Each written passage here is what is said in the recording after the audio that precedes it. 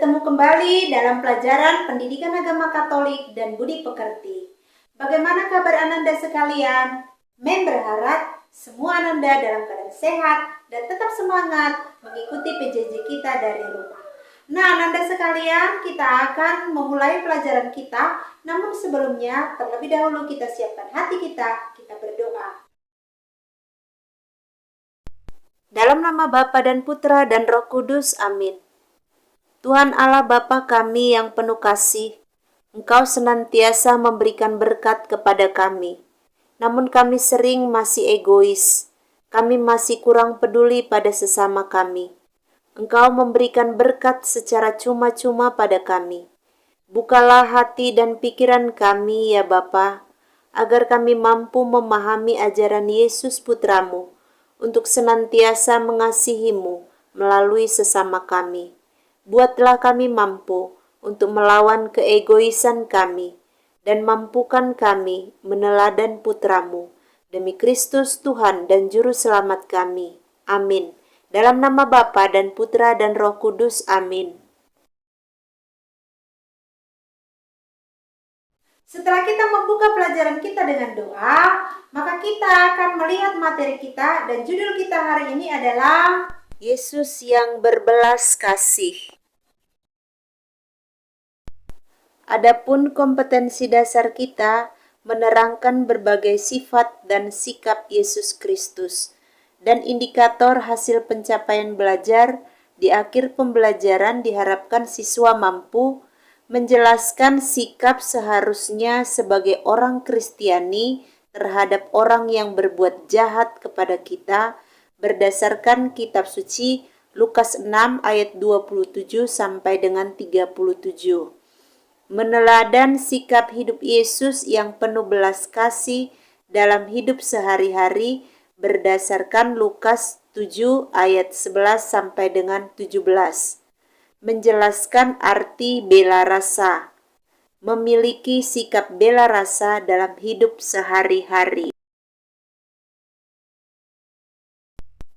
Mari kita perhatikan beberapa gambar berikut ini. Kemudian, bagaimana perasaanmu saat mengamati gambar-gambar tersebut?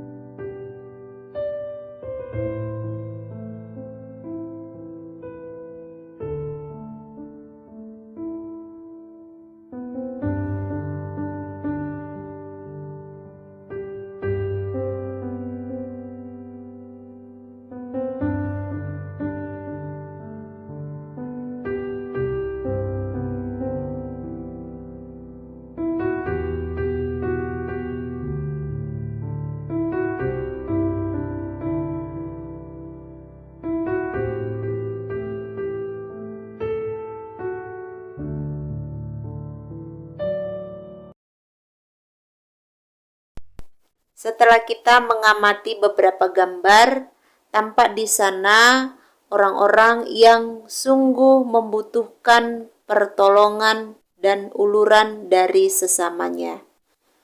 Nah, dalam kehidupan kita saat ini, banyak kita jumpai orang-orang seperti yang ada di dalam gambar.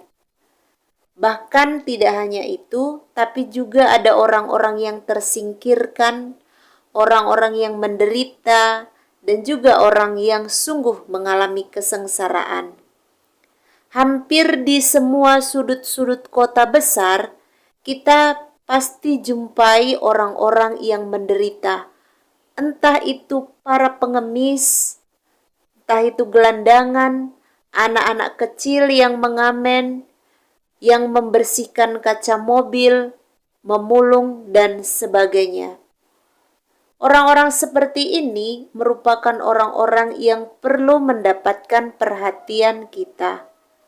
Dengan perhatian dan pertolongan dari kita, maka orang-orang tersebut merasa diperhatikan dan merasa diorangkan oleh sesamanya. Apa itu bela rasa? Kata bela rasa sebenarnya untuk menggantikan kata agape yang terlalu asing. Lalu kata kasih yang sudah mulai kehilangan arti dan kata cinta yang artinya mendua. Secara harafiah, kata bela rasa itu berarti ikut merasakan, menderita, atau merasa bersama. Selain kata bela rasa, ada juga kata yang sama dengan ini, yakni belas kasihan. Kata belas kasihan diterjemahkan dari kata esplagniste, yang dari bahasa Yunani, yang menunjuk pada pengertian bela rasa. Dalam pengertian bela rasa atau compassion dalam bahasa Inggris, pada prinsipnya merupakan rasa simpati terhadap penderitaan sesamanya yang dinyatakan dengan keinginan untuk menolong. Ciri-ciri khas orang Kristiani adalah melakukan kasih atau bela rasa. Salah satu kesulitan untuk melaksanakannya karena bela rasa itu sekaligus berkaitan dengan emosi dan tindakan ataupun kehendak. Karena itu membiasakan berbela rasa atau berbelas kasih perlu dilakukan agar menjadi sebuah keutamaan di dalam hidup. Misalnya dari kecil dilatih ketika melihat ada pengemis, maka kita harus menolong dengan memberikan apa yang ada pada kita. Kalau kita punya uang, silakan diberikan uangnya untuk pengemis. Sehingga ketika hal tersebut kita lakukan sejak kecil dan akhirnya itu menjadi sebuah keutamaan di dalam hidup. Dalam kitab suci secara gamblang dan banyak kita jumpai tentang sikap yang menunjukkan kualitas hidup Yesus, yaitu salah satunya sikap belas kasihnya. Sikap belas kasih ini menampakkan sikap belas kasih Allah sendiri. Sikap belas kasih ini menempatkan diri Yesus pada posisi mereka yang kecil, lemah, miskin, dan tersingkir. Nah, sikap belas kasih Yesus itu tidak netral, melainkan memihak kepada kelompok yang tidak beruntung, kepada kelompok yang terpinggirkan dan disingkirkan. Yesus hidup dalam situasi di mana banyak masyarakatnya yang miskin, diperlakukan tidak adil, tersingkirkan, dan menderita lahir batin. Maka menghadapi kondisi semacam ini, Yesus terpanggil untuk berbela rasa. Yesus menunjukkan bela rasa dan kepedulian serta belas kasihnya kepada mereka dengan cara Yesus menyapa mereka, Yesus hidup di tengah-tengah mereka, Yesus juga mengalami suka duka di dalam hidup mereka. Meskipun Yesus tidak membantu secara material, tetapi Yesus berpihak kepada mereka. Yesus sungguh pribadi yang selalu melakukan tindakan belas kasih pada sesamanya yang menderita. Nah, mari kita lihat perikop kitab suci yang menceritakan tindakan belas kasih Yesus kepada sesamanya yang menderita. Mari kita buka kitab suci kita, Lukas 7 ayat 11 sampai dengan 17. Kemudian Yesus pergi ke suatu kota yang bernama Nain. Murid-muridnya pergi bersama-sama dengan dia, dan juga orang banyak menyertainya berbondong-bondong. Setelah ia dekat pintu gerbang kota, ada orang mati diusung keluar, anak laki-laki, anak tunggal ibunya yang sudah janda. dan banyak orang dari kota itu menyertai janda itu. Dan ketika Tuhan melihat janda itu, tergeraklah hatinya oleh belas kasihan.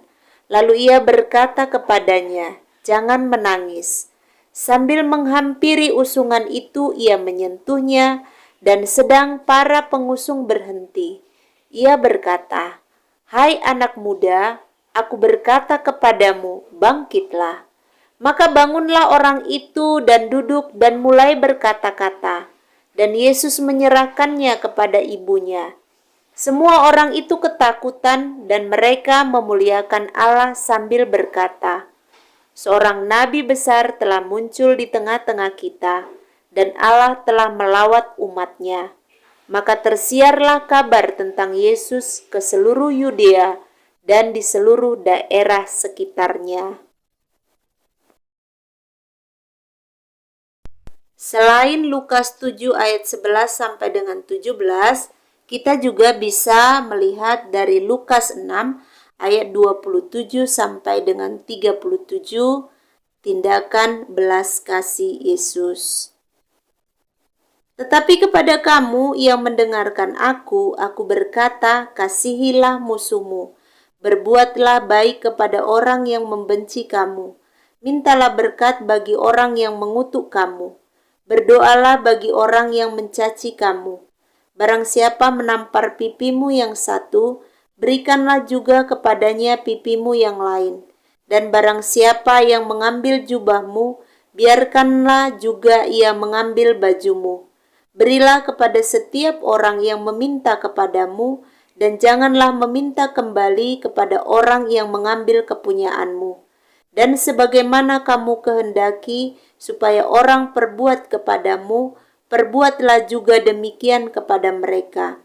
Dan jikalau kamu mengasihi orang yang mengasihi kamu, apakah jasamu? Karena orang-orang berdosa pun mengasihi juga orang-orang yang mengasihi mereka. Sebab jikalau kamu berbuat baik kepada orang yang berbuat baik kepada kamu, apakah jasamu? Orang-orang berdosa pun berbuat demikian. Dan jikalau kamu meminjamkan sesuatu kepada orang, karena kamu berharap akan menerima sesuatu daripadanya, apakah jasamu? Orang-orang berdosa pun meminjamkan kepada orang-orang berdosa, supaya mereka menerima kembali sama banyak. Tetapi kamu, kasihilah musuhmu dan berbuatlah baik kepada mereka, dan pinjamkan dengan tidak mengharapkan balasan. Maka upahmu akan besar, dan kamu akan menjadi anak-anak Allah yang Maha Tinggi, sebab Ia baik terhadap orang-orang yang tidak tahu berterima kasih dan terhadap orang-orang jahat. Hendaklah kamu murah hati, sama seperti Bapamu adalah murah hati. Janganlah kamu menghakimi, maka kamu pun tidak akan dihakimi. Dan janganlah kamu menghukum, maka kamu pun tidak akan dihukum. Ampunilah, dan kamu akan diampuni. Demikianlah Injil Tuhan. Terpujilah Kristus. Dari kedua perikop yang sudah kita baca bersama, jelas tampak di sana sikap dan tindakan Yesus yang sungguh berbelas kasih. Sikap dan tindakan Yesus ini mau menyatakan cinta Allah kepada semua manusia tanpa terkecuali. Dan kita pun dipanggil untuk mengasihi tanpa terkecuali. Tadi kita sudah baca di dalam Lukas 6 ayat 27 sampai dengan 37. Kasih Yesus sungguh menguatkan dan sekaligus meneguhkan orang lain, sehingga pada akhirnya orang yang menderita itu merasa diselamatkan dan akhirnya mampu memuliakan Allah. Tindakan Yesus yang menunjukkan sikap berbelas kasih itu tampak dalam perbuatan. Tadi kita sudah lihat Yesus membangkitkan anak tunggal seorang janda. Yesus juga menyembuhkan orang sakit kusta. Yesus menyembuhkan orang buta. Yesus memberi makan 5.000 orang. Yesus mengampuni wanita yang berdosa, dan masih banyak lagi tindakan belas kasih Yesus. Dalam Lukas 6 ayat 27 sampai dengan 37, di sana dikatakan agar kita senantiasa mengasihi, termasuk mengasihi musuh kita. Nah, pada umumnya ketika seseorang itu disakiti, ia akan membalasnya dengan kejahatan pula. Bahkan jika mungkin pembalasannya dilakukan dengan lebih berat atau lebih besar. Maka semangat mata ganti mata atau gigi ganti gigi, semangat balas dendam itu masih tetap dipraktekkan banyak orang hingga saat ini. Tetapi Yesus lewat perikop ini mengajak kita untuk senantiasa mengasihi, bahkan mendoakan orang yang sudah menyakiti kita.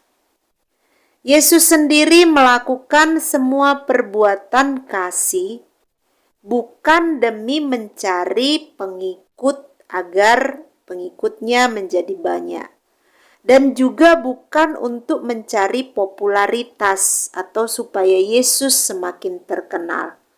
Namun semua yang dilakukan oleh Yesus itu demi membebaskan orang yang dikasihinya, demi kebahagiaan orang yang dikasihinya, termasuk kita di dalamnya. Untuk semakin memahami materi kita hari ini, silakan Ananda kerjakan tugas yang sudah tersedia.